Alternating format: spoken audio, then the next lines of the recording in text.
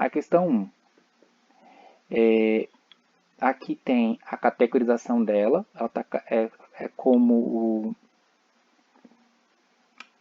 identificação, no conceito e representações gráficas. Então aqui nós vamos ter um gráfico e teremos que fazer a análise, né? Aí aqui é a lei da gravitação universal de Isaac Newton, que estabelece a intensidade da força de atração entre duas massas. Ela é representada por essa expressão.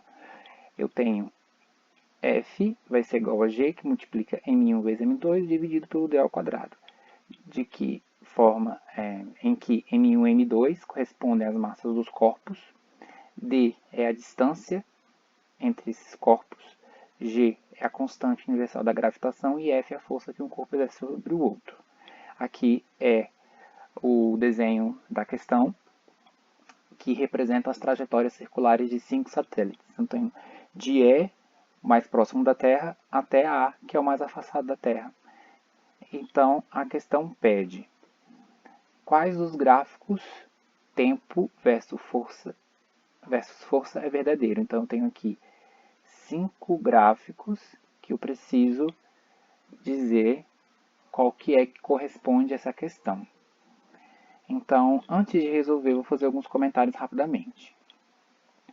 Nós temos aqui muito parecido com um dos conceitos que nós vimos, que é o conceito 3, a definição número 3, que é inversamente proporcional. Ok? Então, nós temos aqui em cima que M1 e M2, a questão diz que tem a mesma massa, ou elas são desprezíveis, a diferença entre elas, e eu tenho a constante de proporcionalidade. Significa dizer que eu tenho 3 constantes. Ok? E aqui nós podemos ver que é uma questão que necessita apenas a interpretação. Assim, ela tem pouco cálculo ou nenhum cálculo. Ela é basicamente interpretação de fórmula e em seguida interpretação dos gráficos. Então, aqui tem os gráficos, eu vou fazer a resolução, depois eu venho mostrando os gráficos novamente.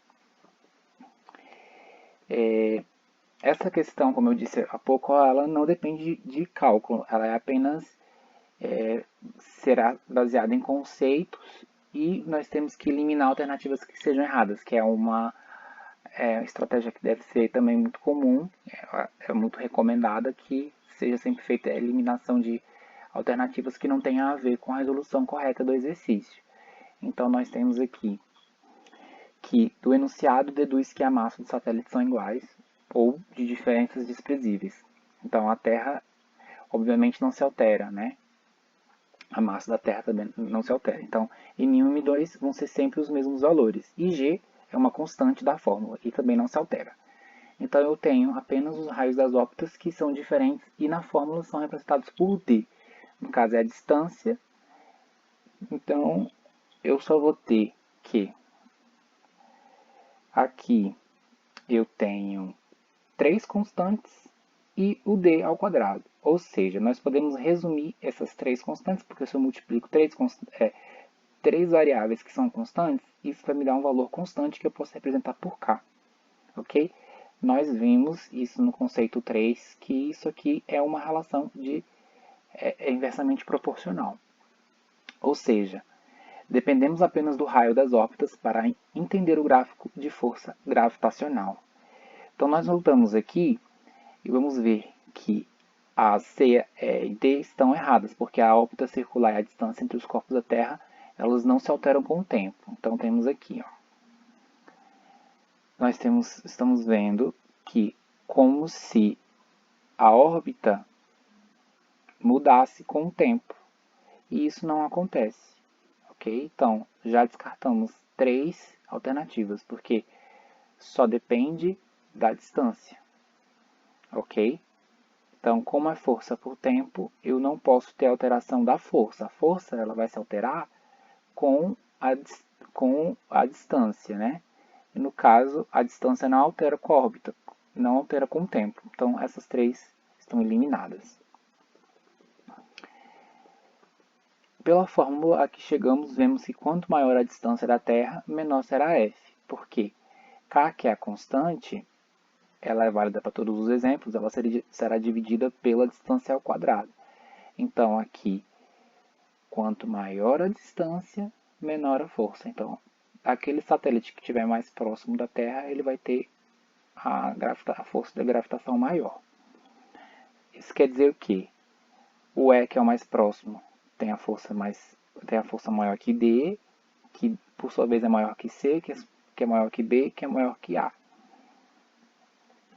Então, nós temos aqui a força, que ela não se altera com o tempo do satélite.